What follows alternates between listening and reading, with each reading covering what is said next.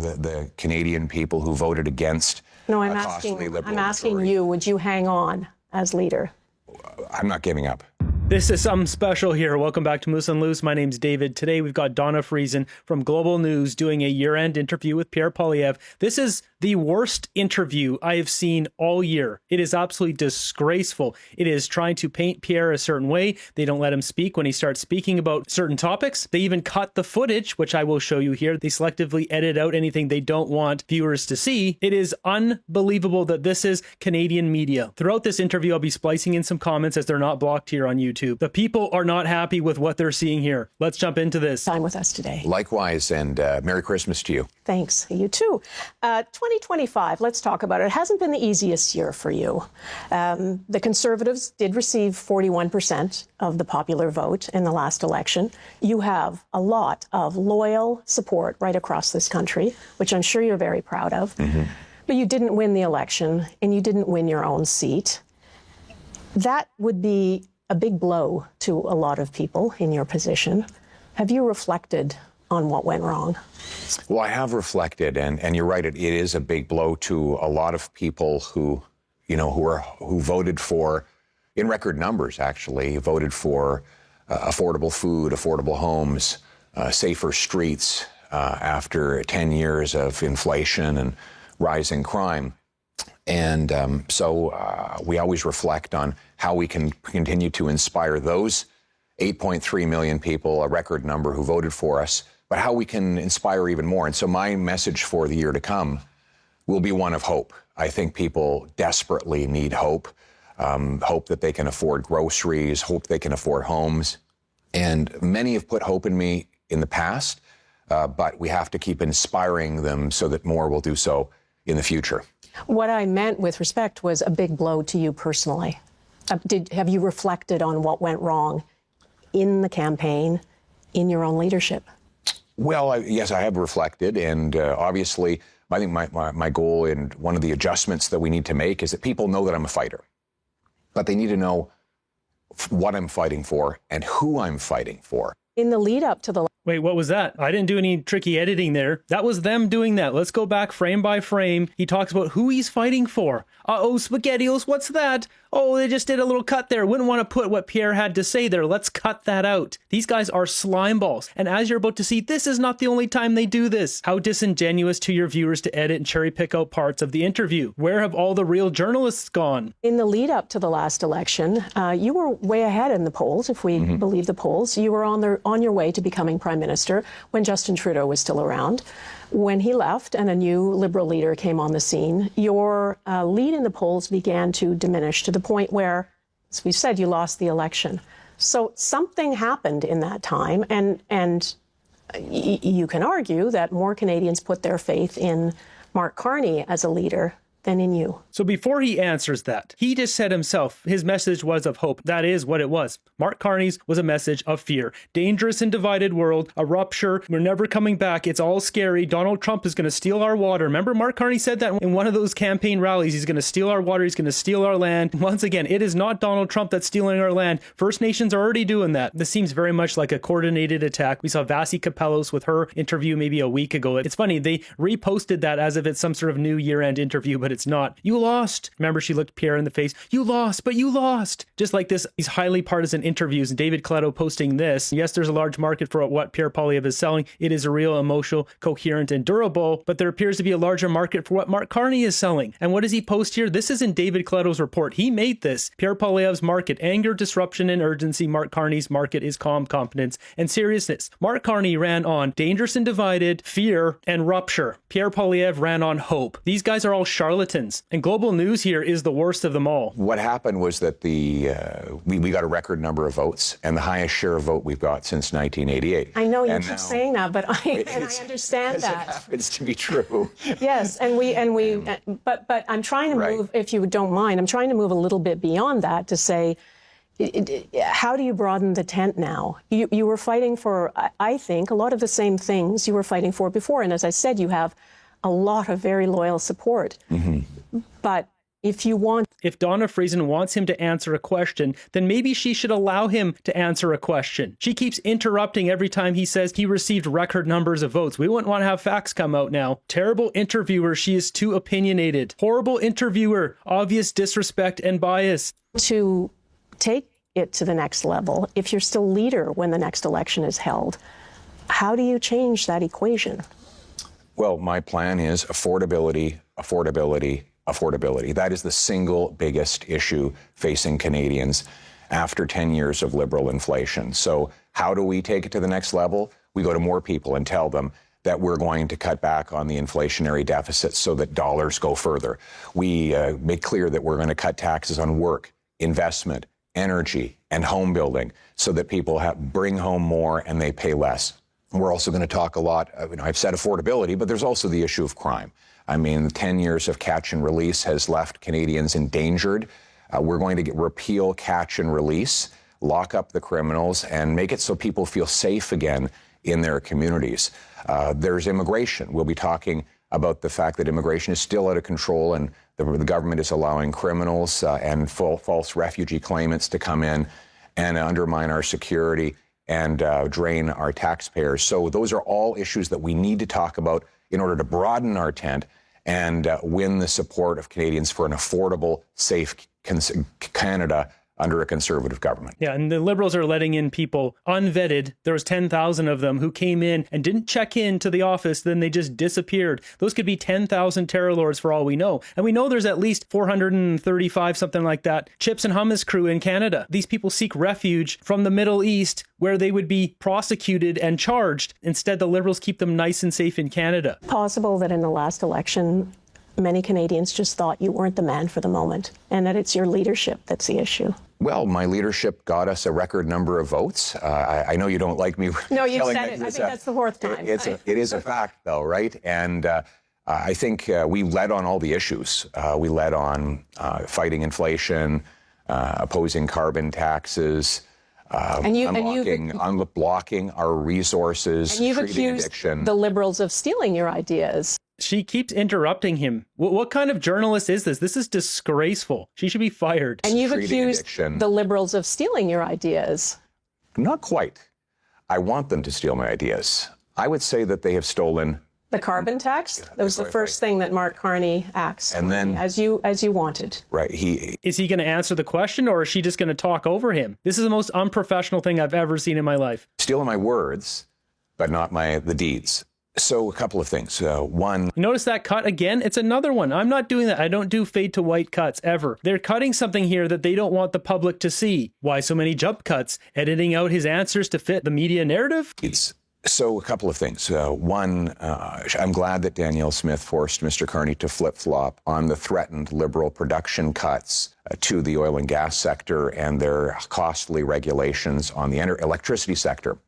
Mr. Carney has not committed to building a pipeline. He opposed the pipeline in question. He testified against the pipeline in question in a parliamentary committee in 2021. And of course, the Liberal government. He wasn't in when? He wasn't in 2021. I can give you the prime video. minister then. He's prime minister now. This is wild. She just keeps interrupting him. And he's right. He did testify, stating he's against oil and gas, against that pipeline back in that time. And she's like, oh, he wasn't prime minister, just trying to sweep this under the rug. She is unbelievable. Right. But he was testifying before. Are you suggesting that, I know you suggest that he's doing this, it's disingenuous, this deal he has signed, the Memorandum of Understanding with Alberta.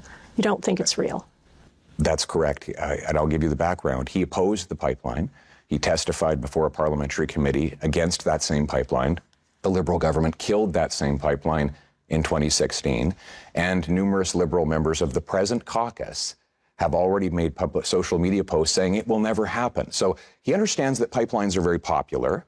So he wants to pretend he supports one until after the next election while telling people that he won't ever build one. I think we need Danielle Smith, the Conservative Premier of Alberta, seems very happy with the... She is wild. I've never seen someone interrupt their guest as much as Donna Friesen. Potential of another pipeline under Mark Carney? Well, I want to see the reality. And she said that under my leadership, we'd be well on the way to getting the pipeline done. Right, but she you just didn't said that win the the other election. day. Well, that's why I need to win the next one. And then we can actually get some projects done, because this pipeline will be fantastic when it happens under a conservative government. $30 billion a year in overseas exports, less dependence on the Americans, about $1,800 in benefits per family per year, and a stronger Canadian dollar, which will make our lives more affordable to buy homes and food. And why those are the do you things think This is incredible that Pierre is taking these shots and not interrupting, not snapping back at her. I would be snapping back. Listen here, you can interrupt me after you invited me on. He has the right to do that, but it looks better if he does not. And he's sitting here while she interrupts him over and over. He's got all this optimism and hope for Canada. The media in Canada is so unbelievably corrupt. will do. that you would get a pipeline built faster? What would you do to make that happen? Get out of the way, because that's all that needs to happen right now. These Get out of the way of what? The pipeline construction. So the federal government is the only level of government that needs to approve the pipeline.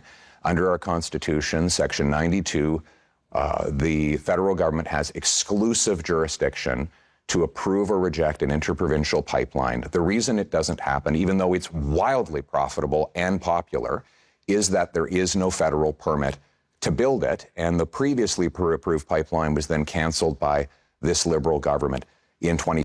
As he stated in numerous interviews here, if we get that pipeline built from Alberta to the BC coast, it'll bring in another $30 billion of revenue per year. That would then allow us to ship that energy over to Asia. It would reduce our dependency on America by 1% here. I don't know, maybe dropping us down to low 70s or 60 something percent. And as I showed before, $30 billion extra would be added onto this. 141 billion US dollars per year is the oil and gas industry, 26%. So that would then increase this section of our pie here, to over 30, 32, 33% of our total GDP would be coming from oil and gas. We have this energy. We should be shipping it out and making tons of money off of it. This interviewer is awful. Wow, 6 minutes of this interview and I'm done. Bye. Why is she so disrespectful to Pierre? 2016. So if we get the government out of the way, approve a right of way, the private sector can then go ahead and build a pipeline from Hardisty, Alberta to the coast.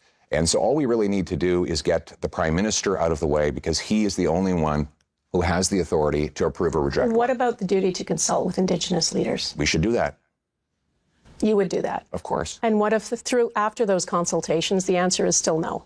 Well, the answer is given by the Prime Minister. And I'm saying if the Indigenous leaders say no. That I will thank them for their input. And at the end of the day, the Prime Minister has to decide. And my decision, and I'm telling Canadians before the election so they can vote on it, is I will approve a pipeline. Nobody has a veto. Not under our Constitution. There's a duty to consult. There's a duty to consult, no but if veto. the answer is after the consultations, we don't want this, it won't matter to you. It's actually, first of all, I wouldn't say it wouldn't matter. I would go ahead with the pipeline, and I would also... You notice that he corrected her because she's trying to paint a picture here. She's really nasty. She's trying to make him seem like he's anti-Indigenous. He has at least one or two chiefs in the party. clarify that when the Liberals killed this pipeline last time, in 2016, 75% of Indigenous communities along the path supported it. They overrode and overpowered those First Nations communities. And I think it's a really unfortunate stereotype to say that First Nations are against pipelines when the evidence is the overwhelming majority of them support it, although I think the media sometimes tries to stereotype that they're all against it. I That's think not at the true. latest assembly of He's calling her out to her face because she's one of those media. She tried a gotcha question and it blew up in her face. He came locked and loaded with the facts. You can't get this guy. He debates in the House of Commons every week. He knows all the facts inside and out. They're all against it. I That's think not at the true. latest Assembly of First Nations meeting,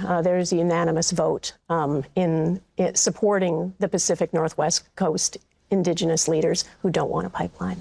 Well, the last pipeline from northern Alberta to the Pacific had 75% of the First Nations communities along the route supporting it and benefiting from it. And we have these First Nations leaders in my own caucus who, for example, like Billy Morin, who is a former chief of the Inuk First Nations, and his community has been enriched because oil and gas has been allowed to expand. First Nations support oil and gas. liberals and liberal elites often try to stereotype and stigmatize First Nations as being opposed to pipelines, but we need to get them built. I think we should let Indigenous leaders who oppose it speak for themselves. I think you should let him speak for himself. This is disgraceful display here. She should be fired immediately. I'm going to keep saying it because she's awful. She's awful at her job. Now, what's not ethical about what Donna said here, if we jump back a little bit, Pierre was saying, I think sometimes the media tries to stereotype, stuck it to her there. Then she jumped in and said, I think the latest Assembly of First Nations meeting, there's unanimous vote in supporting Pacific Northwest Coast Indigenous leaders who don't want a pipeline. She said, according to the AFN, they didn't want the pipeline. That's how they voted, but that's because Mark Carney and his government are not consulting with them. They basically ignored them. I mean, Tim Hodgson's like, oh, we have Zoom, we could just use Zoom, so arrogant. So they're not consulting them. And not only that, if you go boots on the ground, a lot of First Nations, what they're upset about is the American ownership in a bunch of the projects around there. Remember this whole rabbit's nest here? So KSI Lissom's LNG has ownership from these three groups here. Western LNG, which is owned by Western LNG Houston, an American company, as well as Rockies LNG Consortium here in Nisga'a Nation. So Blackstone funded Western LNG Houston $150 million, and Western LNG Houston owns Western LNG Vancouver. So essentially, this KSI Lissom's project is going to be help funding an American company. Not only that, Blackstone has multiple deals with Brookfield, all these light yellow ones here, and Blackstone CEO Stephen A. Schwartzman chaired Donald Trump's Strategic and Policy Forum in 2017 and donated $33.5 million to Republican candidates. This is why First Nations are pissed off. They don't want any American companies doing business there. But of course, Donna Friesen would never tell you that because she's dishonest and trying to paint a narrative. This is such a disgusting interview. Wow, does not even get to finish his sentence. First of all, but and there are those who do oppose it. Let me ask you about what's happened in your caucus recently. They did it again. Let's back up a bit. Indigenous leaders who oppose it speak for themselves, first of all, but and there are those who do oppose it. Let me ask you about what are they cutting there? They just transitioned to white again. They obviously don't want to show something that Pierre is saying. What's happened in your caucus recently in the last month. You've lost a couple of MPs. Two of them have crossed the floor. One is resigning. Does that send any signals to you about your leadership? It sends a signal to me that the Prime Minister is trying to manipulate his way to the majority that Canadians voters denied him during the election. I'm talking about Conservative MPs. What is that? They did it again. They don't want the rest of his message out there. They just cut him. And she keeps interrupting. How is this legal? Who left your caucus? I'm not asking about Mark Carney right now, but I'll address them if you want. Let me just read to you what he just called her out again. I'll address them if you want me to, saying you're talking over me. You're the worst interviewer in Canadian history. The interviewer seemed more interested in fishing for controversy rather than discussing substance. Every time Pierre goes to give a reason to answer on Indigenous consultation pipelines or MPs leaving, she interrupted or reframed his words to create tension. One of them, Chris D'Entremont, said he concluded after leaving the caucus, this is from his statement, that there is a better path forward than being under your leadership, and he wants to be part of leading solutions rather than opposing everything. And in an interview, he said being in caucus felt a lot of the time like being in a frat house rather than being in a serious political party. What do you make of that? Well, what I make of it is I look at the words that he said about only weeks earlier about the Liberal government. He said that Mark Carney's grocery price inflation was, quote, inhumane, and that Mark Carney had broken his promise to be judged by the prices at the grocery store. So you're happy he's gone? And then he went again. Wow. This is what... I can't believe this. I don't even know what to say to this. Oh, you're happy he's gone. You're happy. Really? The words that he spoke and the voters who elected him for an affordable agenda. And then you have Mr. Ma, who said also that Mark Carney had an irresponsible deficit that was driving up the cost of living and making life more expensive for his constituents. And now they've chosen to help Mr. Carney add those costs on the backs of Canadians. I think at the end of the day, they should respect that their constituents voted for our Conservative plan for a more affordable and safe country, and that's what they should respect. Okay, let's move on. Oh, they cut it off again. Can't believe she said that. So you're happy he's gone. No, he didn't say that. To another topic I want to ask you about, which is something that world leaders now have to deal with. Many of them are dealing with every day, and that is President Trump. Mm-hmm. He is a unpredictable leader. I think that's fair to say. People are not exactly sure how what if they're on solid ground when they're dealing with President Trump. If you were Prime Minister, do you think you would be able to have reached a deal with him on tariffs? And how would you feel sitting across the table from him, trying to renegotiate NAFTA? Imagine yourself in that room. Well, I would feel a great responsibility to defend Canadian workers and consumers. I would live out that responsibility by getting a fair deal for the Canadian people, the aim of which is to remove the unjustified American tariffs so that we can sell our goods into the U.S. market, in exchange for which what we offer is a good, reliable Canadian partner for minerals, for energy, for international security. What would you do differently that He's trying to answer the question. What is this? Prime Minister Carney has not been able to accomplish? I'm asking you what... They cut it again. His response was too good, so they cut that one? What is this? You would do differently. Right. You know, the Ontario Premier calls President Trump a tyrant. Is that language you would use? I would focus on the business relationship. We got to get a deal at the end of the day. We're right next door to the biggest economic force in the history of the world. Can we please get him into office immediately? And our sovereignty, reopen markets. That's Prime Minister Carney's objective, too, to get a deal. I'm sure it is, but he hasn't achieved it. It's about approach, I think, at this point. Let me ask you about... This is so wild. They cut so much stuff out. She keeps interrupting him. She keeps arguing with him. What is this? Donna Friesen, as a respected journalist for 40 years, you should be ashamed of yourself. That is a deplorable interview, more like an interrogation and a setup. Where's your TAC interview with Mr. Carney? There is none. About a test of your leadership that's coming up at the end of January. Mm-hmm. How confident are you? Very, because look, I'm the leader that will restore the promise of this country. I share the values and purpose of our party to make this a country where hard work is rewarded, food and homes are affordable, where streets are safe, and and I've been leading the debate on all of those issues. Again, those are issues that we heard you campaign very strongly on in the last election. What I'm asking you now is, a year has passed, mm-hmm. almost a year. In January, it won't be quite a year since the last election. But do you feel you have to do something differently, or it's the same messaging as the last campaign? She should ask herself that. Have some honor and respect. This paid-off shill garbage has to end. These so-called journalists are morally bankrupt. They're absolute losers that should be ashamed of themselves for what they've become. They've betrayed the Canadian public. They've betrayed themselves. Well, like I said, I think people, they know that I'm a fighter, but they have to know what I'm fighting for, my why. Why is the most important question. If you... Oh, we better cut that. We don't want to hear what he's fighting for. This is so unbelievable. Just keep cutting everything he says. That'll resonate with Canadians. We know what you guys are doing. Intentionally trying to make him look bad. Just lost the rest of small amount of respect I had for Donna Friesen. What a terrible interviewer. Lose another MP to the Liberals. And I don't know if you know whether you will or not, because I'm not sure. There's no clarity on that. It may or may not happen. You would then be facing a Liberal majority government, and you would be... She's already asked this 3 times. Poilievre puts up with her bias like a pro. How many times did she say, I think? No one cares what you think, Donna. Opposition leader for potentially another 3 years. How would that sit with you? Well, I think it would sit very badly with the Canadian people who voted against... No, I'm asking you, would you hang on as leader? I'm not giving up. I don't quit.